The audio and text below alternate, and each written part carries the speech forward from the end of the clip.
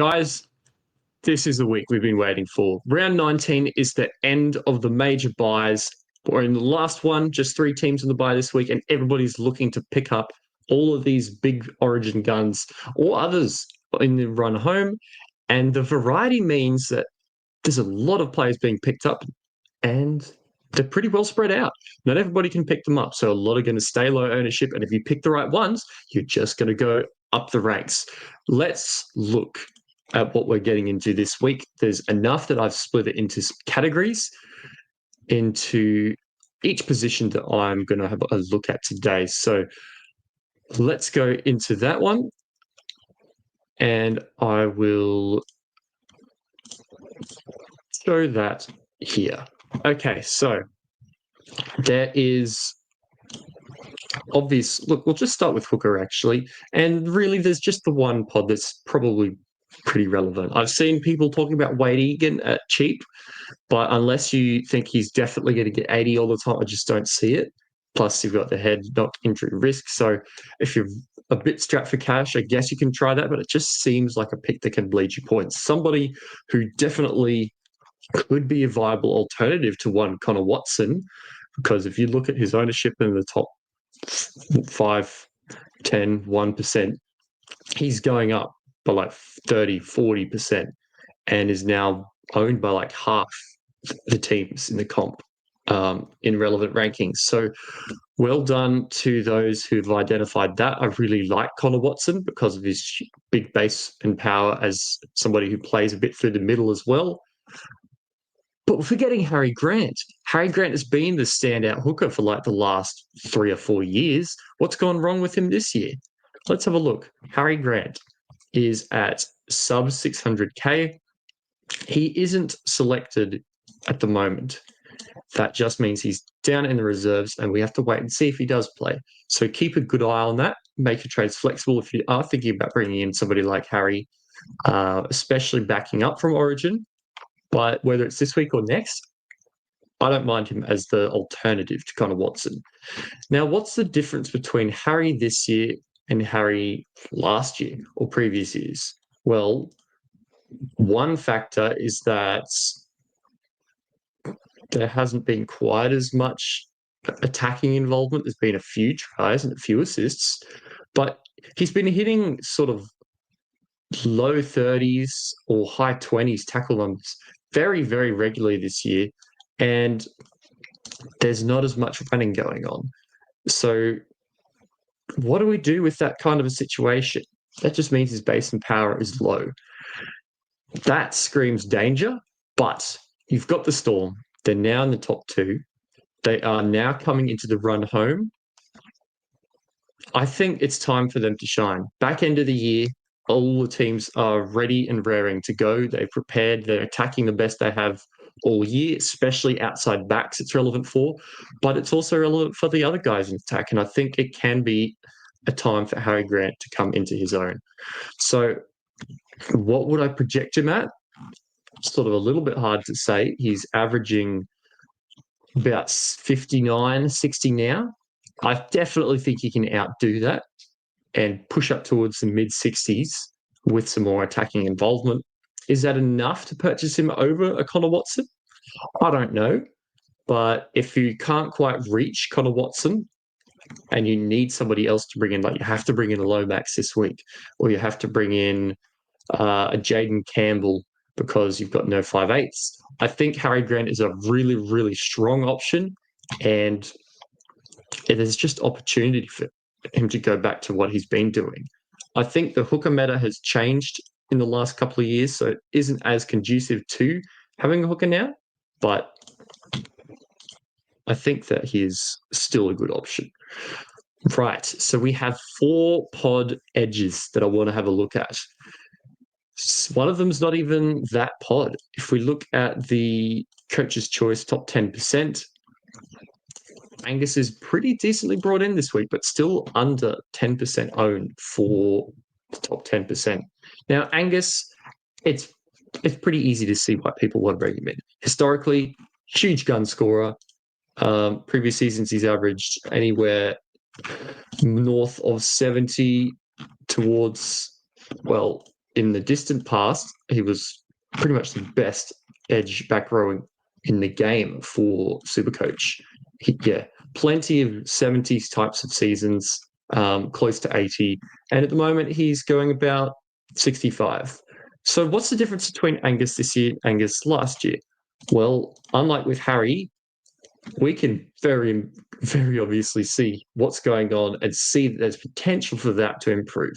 One try, 0 assists, and only three try contributions all year. That's nothing. The Roosters haven't been quite as hot, but they're getting ready to make a bit of a charge, doing quite well. Sam Walker is finally back. And I think that is the key. Sandon Smith and Hugo Savala in the halves were a fresh, untested pairing and changed the dynamic of the team. I think with Sam Walker there, with his little chip over the top, somebody like Angus Crichton, who will bust through and charge through and get some tries off the back of Sam Walker, is a really, really strong option. His base and power is good. His attacking prowess is well known. If we go back just to the 2024 season, he had a streak where he averaged about 100 pretty much over a 5-week period because he scored like 5 or 6 tries. We know what Angus can do when given quality ball. It's just, will he be given that? And I think with Sam Walker back in the team, the answer will be yes. If you want to wait a week and see how that works, by all means, go ahead. But I really, really love Angus as an option. Somebody else that I think is also an option, possibly not this week, but I do like him in round 21 after the Broncos bye, is Paddy Carrigan. So I had half a sniff about Carrigan, especially because his price was falling. High break even. Yeah, maybe it is a better round 21 play, but I'll keep going and check in here. Now, Carrigan goes well when he's forced to play big minutes. Shocker. That's how most forwards work. But when you've got Payne-Haas carrying a back niggle and you've got Corey Jensen out for, I think, about 6 weeks with is it a blood clot in his calf? Anyway, it's not a good situation for him. Hope it goes well for him. But it means that we could see return from sort of the 50s and low 60s minutes through this origin period, back up to the 70 minutes or so he was playing heading into that period. It's crazy to think that he hasn't touched 93 in round 1 this year. I stand corrected. But if you have an edge back rower punching out mid-70s basically verbatim, look how consistent that scoring is in big minutes. If you have Carrigan in your team and he's averaging 75 at second row, I don't care if he doesn't hit that 110 that a second row can. If he grinds out a 75 average and your big pod edge or your big main high ownership edge scores 1 ton or even 2 tons but scores a bunch of 40s, that mid-70s guy is going to beat them out. So will Pat Carrigan score 75 or even 70 plus? I don't know about 75, but at his price, I think he's a very viable option as a safety net. If you want to shore up a position when you have really, really tough high ceiling, low floor options like in your center wing or maybe in your 5/8, and you need a score that you want to be big and consistent each week. There aren't many better than Pat Carrigan. I really like Pat Carrigan as an option. Last year, he did a little bit of the same when needed. He stepped up. I think Payne-Haas was injured back into the year for a while, and we see big scores again. Whenever Broncos big forwards are out, I think it's good for him. Xavier Willison is another person who'll benefit from that, but I just don't think it's the right time of year. Unless your team value is pretty low and you're looking to make some cut price options, I don't think you probably want Xavier Willison. But yeah, he should get a much bigger role now with Jensen out and possibly with Haas maybe a little bit hampered from that back injury, but we will see. Next one is, well, kind of the same boat as Carrigan, but opposite. So Yeo has been pretty limited and lackluster this year compared to the gun previous years that we've seen him do. And a little bit of that is origin as well. He's had a tiny dip in output, and that's just enough to knock his price down to a relevant area. Now, is it yo time? I think you can afford to wait a week and just confirm. But if you look at last year, what did Yo get last year? He scored mid-70s. How did Yo do that? He scored lots of tackles, shocker, mid-forward. He ran a lot. And towards the back, there was a sprinkling of attack. And towards the back end of the year, that really worked out when he turned up against the Rabbitohs and the Raiders. Now, like for, who was it? Angus Crichton, it hasn't really been there this year for Yo. He's got 1 try, 2 assists, and nothing in like the last 6 weeks or so. I'm going to show you this Panthers run coming up. Eels, Rabbitohs, Tigers, Titans, Knights. That is the bottom 5 teams in the comp. That will get you attack. Are you going to rely on attack for a middle forward? Probably not. Can that soft run hurt him a little bit potentially because he's not tackling as much? Possibly. But he might also hit that 100 like he did the back end of last year. The Panthers are revving up. They look, I don't think their attack's fully established yet, but even a 6-7 out of fully prime Penrith attack, 6 out of 10, 7 out of 10 compared to that, the defense is pretty much 9 out of 10. They're really revving up. And I think with their ladder position, much lower risk for restings than previous years. So there still might be some, especially if they've locked up a 5th or a 6th with a game to go, they definitely could rest. But I don't think it's as guaranteed as previous years. Now, Jackie Boy Williams, absolute legend. He has come through fantastically over the last 2 months. And in part, that is to Hopgood not doing a lot. If we look at the minutes, we see Jack Williams has gone from playing good minutes at the beginning of the year, but then he dropped back to sort of 40, mid-50s minutes and not doing that hot, to being the main guy. 66, 73, 72, 60, 62, 69 minutes. And over that period, he's averaging kind of mid-70s. That is really, really, really enticing. And we've seen Jack Williams have the ability to move out to the edge and score tries. He can play big minutes as a result of that if they rotate through the system and he's not just playing purely prop. Now, Jack Williams is kind of one that's just sitting there. It's like, well, why should I buy him? What do the stats say? These numbers might say, oh, that's a lot of base plus power, and I would agree. Looking at the baller projections and player statistics, if we sort by base plus power over the season for second rowers, there we go. There we go. Aaron Clark sits at the top. Carrigan sits second, which is another reason why I really like it. You give Carrigan an inch, and he will just consistently whack out brilliant scores for you. However, there's someone on this list that has really come into their own. His average base plus power has been 56.3 all year, but as he's worked into those bigger minutes, he is second behind Keon Kolomatangi in the last 5 rounds for base plus power.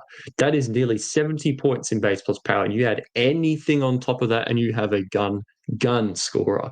It is a little bit risky because I still don't know why Hopgood isn't playing big minutes. I seriously suspect that his back is giving him grief and he's going to need more off-season surgery or something to fully get it right. But it's been happening all year, basically, since the first month or two.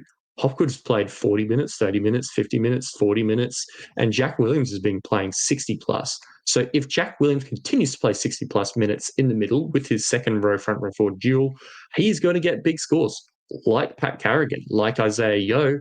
And I'd say as a not a no-namer, but as a not a generally recognised gun Supercoach name, he is going to be left out. He is going to be very much less owned than these two options. Also, shout out to Nafahu White. How good has he gone the last little while?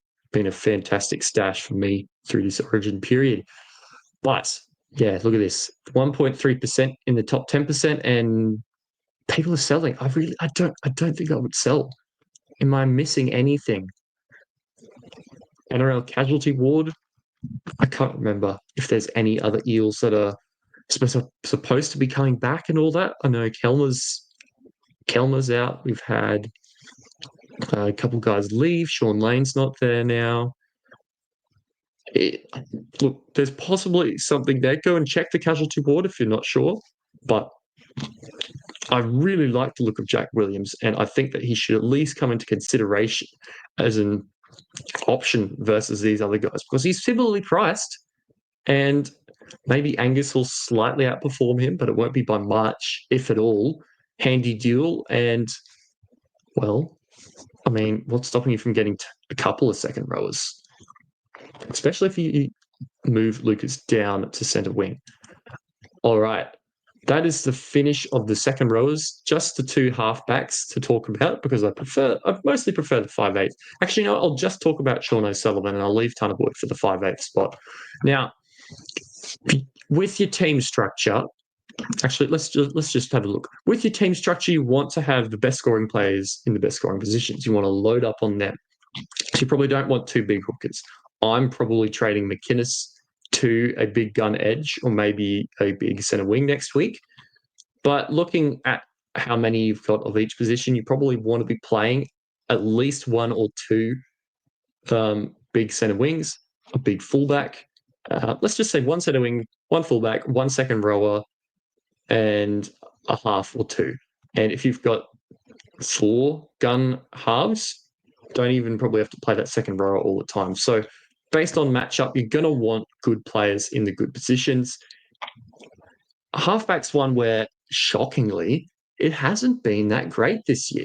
If we look at the averages of everybody else, Cleary stands head and shoulders above, and he's currently got a really high break even with a dodgy looking leg, and his 75 average is great, but if you have Cleary already and you for some reason still have like a Tom Duffy that you've been stashing all year because it hasn't worked out, or you've got somebody cheap there that's not a Hines or a Hughes, I think there's opportunity to cash down a little bit there and get another big centre wing, get a really big 5'8" like Jaden Campbell. There's opportunity for you to do things. Is he my favourite play? No. But he's the option if you want to stash somebody and free up cash in that position. I prefer it at hooker and at 5'8" and or nothing at centre wing as well, but he's there. That's your option if you do have somebody outside of Cleary, Hughes, Hines. So let's move to 5'8" now. There's a lot.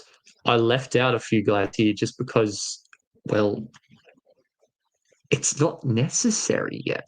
It's just there's so many decent options. Now, Ezra Mam, a lot of people are like, no, don't buy him. He's too reliant on attack. Don't get him. But, I mean, the Broncos are starting to hum, and he keeps doing it. He does not have a really great platform to spring from.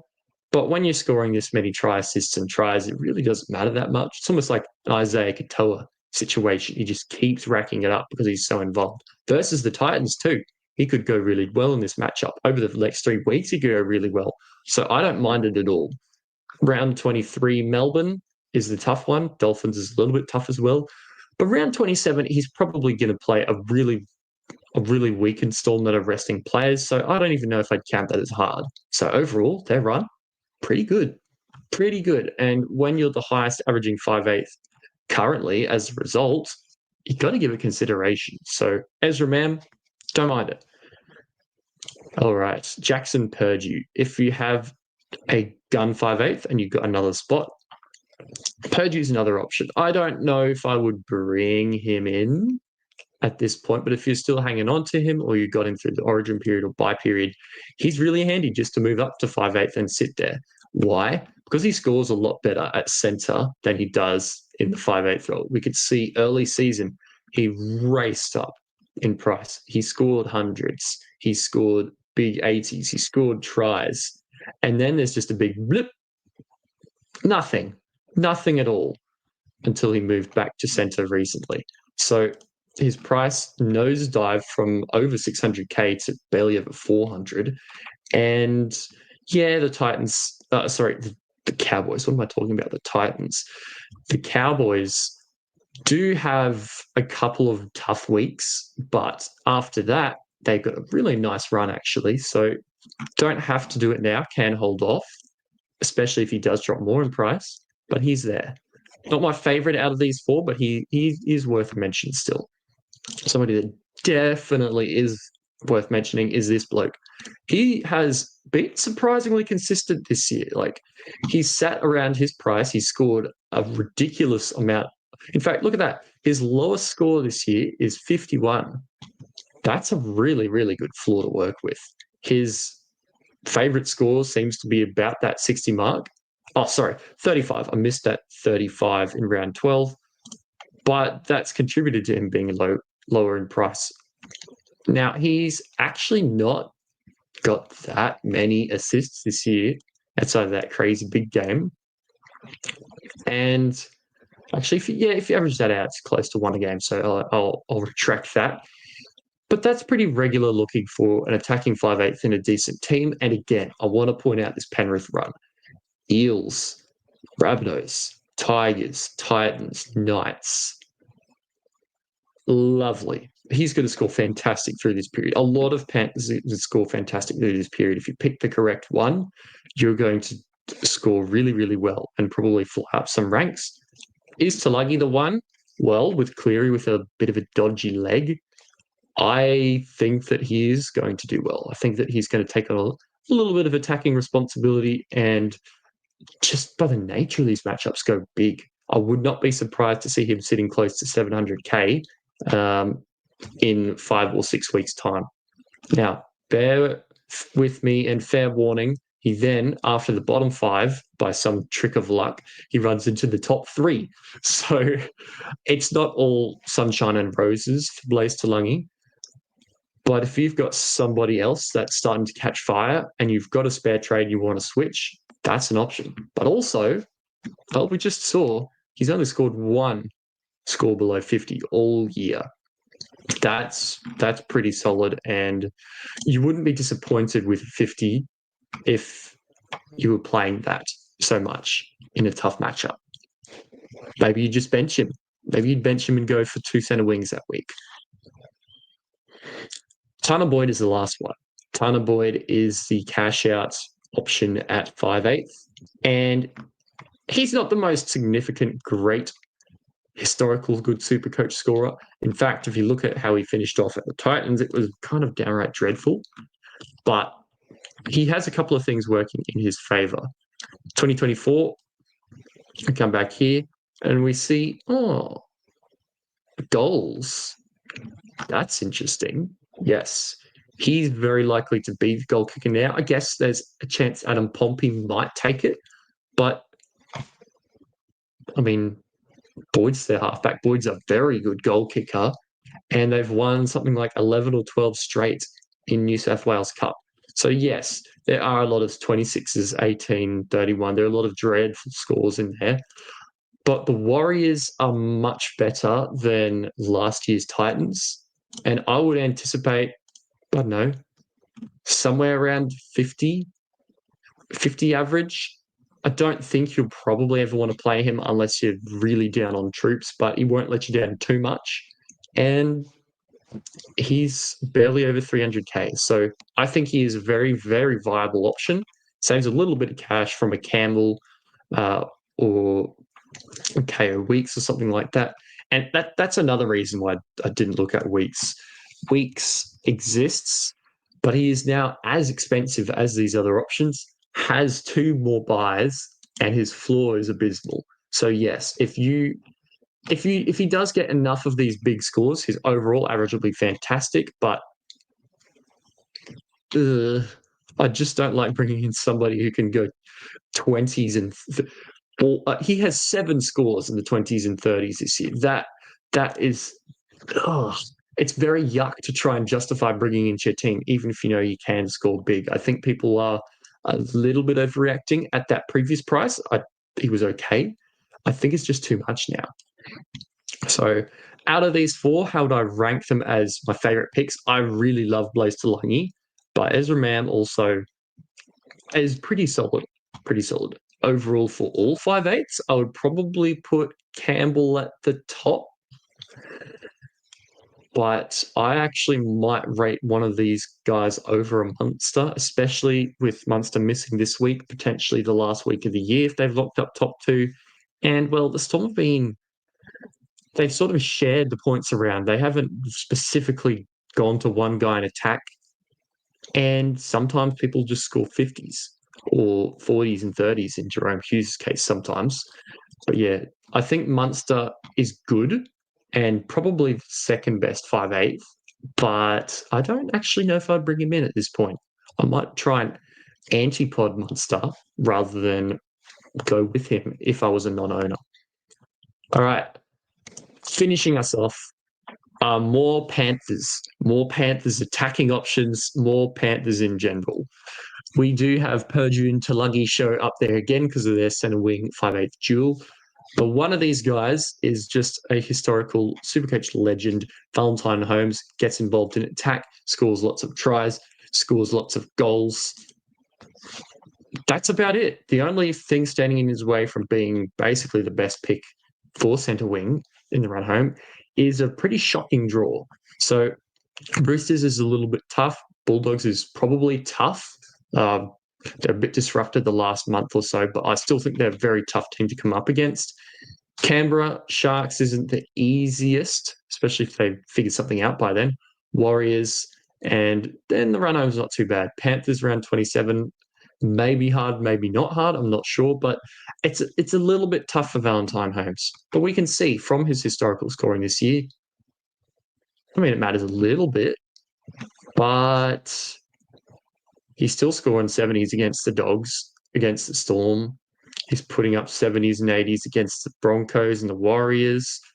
In fact, his lowest score since round 2, which was a 40, has been a 58. At centre wing, that is really, really solid.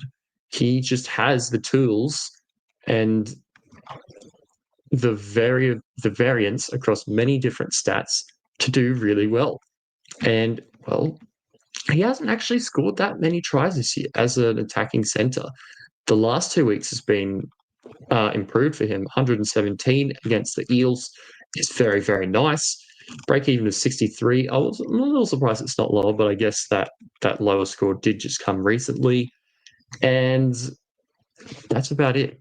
Is a tiny bit pricey, $6.95, but that's what you want at this time of year. You want a gun centre wing who will score you the most points out of all the other centre wings. And Valentine Holmes, I think, if not guaranteed to be in the top 6 scorers for the rest of the year, he's got to be darn close. And he might actually do a bit better than that. Blaze Talangi, I've already talked about. Panthers all the way home. Brian To'o. Now, I'm shying away from this a little bit just because of his leg. He was kind of limping a little bit in Origin. He's still probably going to put out big performances. Like he was the Blues' best during the series, pretty much. But high break even, bit of injury worries. I'd prefer to wait a week or 2 until he's fit. But if he backs up and looks like he's going to play, he's still an option. And Brian To'o averaging only just over 60 isn't a super common sight. Like it does happen, but usually he ends up somewhere in the 70s because he can hit a big one. He can go on streaks. He can ton up. He can really ton up, as we saw round 14 last year, 171. You look at that run from the Panthers, actually. Let's just go back there before we move on. You look at that run from the Panthers. You tell me that Brian To'o is not going to turn up in at least one, probably two of those 5 matches. I really can't see how he's not going to put out a big score or two. And I think that's a fantastic bring in. If there was no injury worries, I reckon he'd be like 5-10% brought in, and currently 0.1% because of those other injury factors. So, like this, maybe best to monitor, but in a week, I mean, far out. Brian To'o with that run over the next month is insane looking.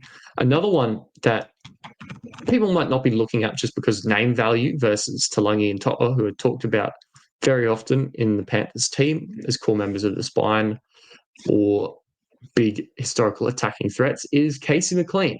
And why am I looking at Casey McLean? Well, because he's averaging about 60, even with 2 injury games. It's 19 and a 4. If you take those out, and other than his 44 in round 17, he has gone, so 51 and 44 are his only scores below 60 this year that aren't in an injury game.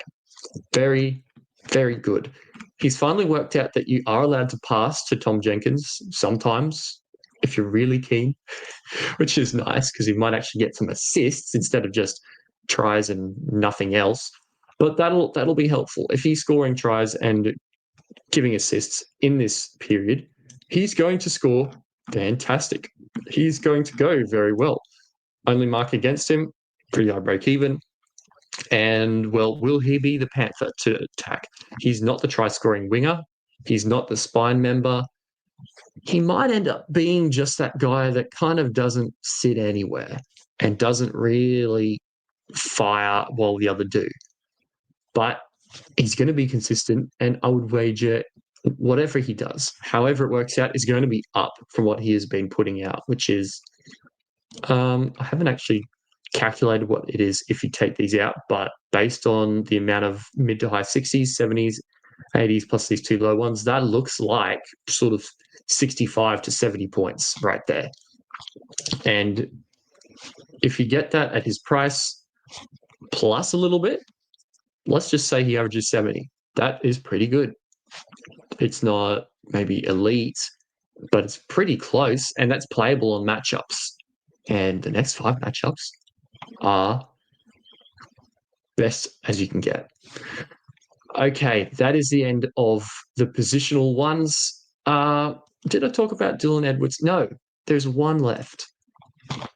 So I could probably add Latrell Mitchell to this as well, but, well, he's not playing this week. If I'd actually just do smash Latrell onto the watch list, what's his ownership?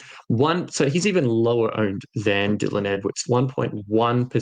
1.1% in the top 10 is mental.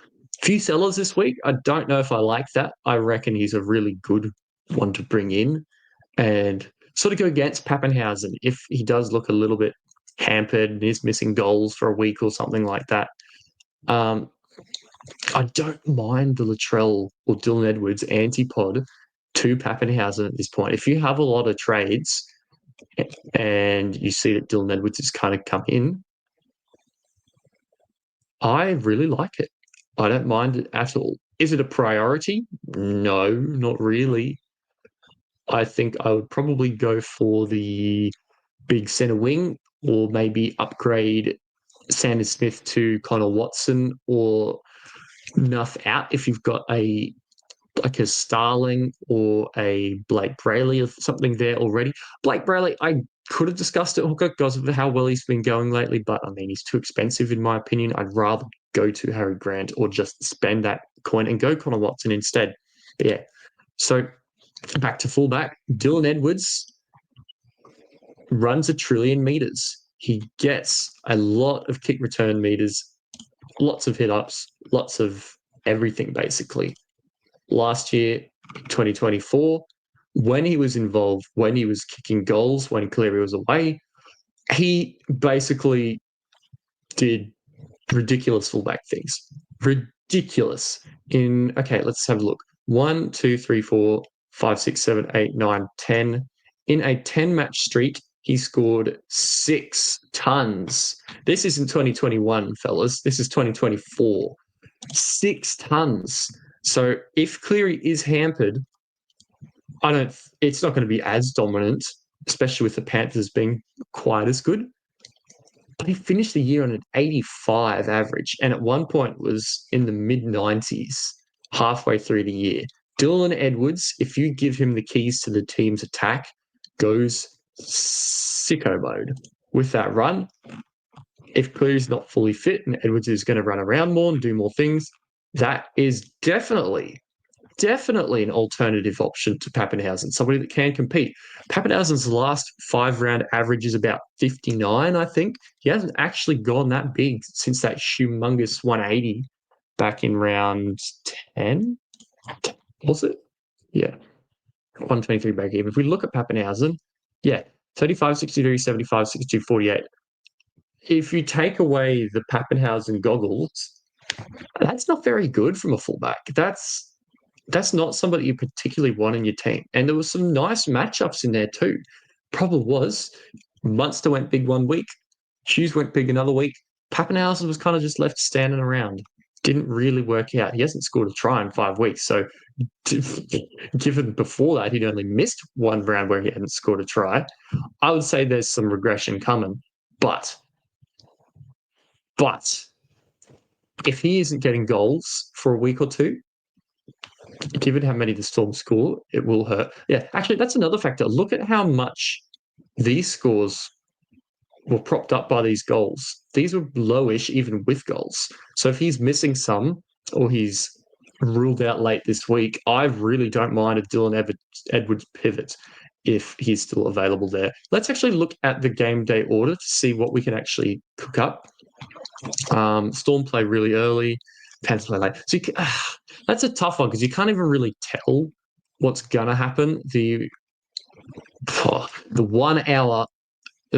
no, okay, so that doesn't work. Yeah, 24-hour update happens halfway through this game. So watch out for more Pappenhausen news as much as you can because if you miss out on him and he scores... Dylan Edwards is right there, as long as he plays. But I mean, then again, he's playing the Knights. So, in all honesty, Pappenhausen is probably a VC option. I think he's probably one of the most common VC options, to be honest. If we go back into this, top 10% VC, Teddy and Pappenhausen. So, a lot of VCing Teddy as well, but Teddy versus the Dragons is also just a lovely straight C. Bit of variancy in the captaincy this week, other than Tedesco. There's a lot of Herbies running around. There's a lot of Pappenhausen, Jerome Hughes, Drinkwater.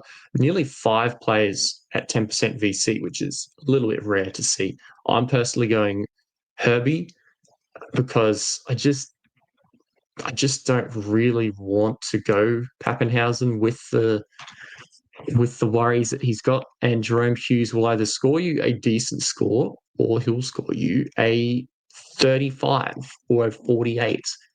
Which I don't want. So is even a Jerome Hughes big score a livable score?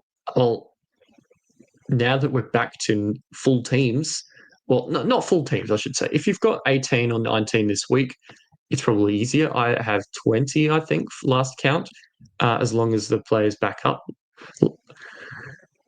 And I could VC Jerome Hughes, but could VC Pappenhausen, but I just don't really want to.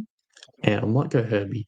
Herbie versus the Sharks, who, I mean, they're not the worst team, but they have not been hot over the last while. So for me, I have gone Connor Watson this week because Sandin was right there. I have Cameron McInnes, and I don't know what to do with him yet. I'm tempted to move him on to like the Angus Crichton and everything. That seems very, very easy. But doing it in this order also gives me a week to just see what's going to happen with a lot of these guys. And that might seem, well, against pods, and it kind of is. Jumping early to get that big score is how you score points. But as I mentioned, with so many players available being brought in, you've got People are still buying Nawa. You got people are still buying players like um, Angus Crichton.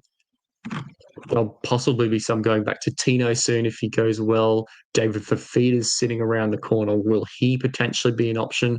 I don't know. But if there's such a variety in who people are bringing in this week outside of Connor Watson that it's very viable to go for like any of these options. There's honestly like 20 guys you can buy this week, and like more than half of them are pods. So I was going through.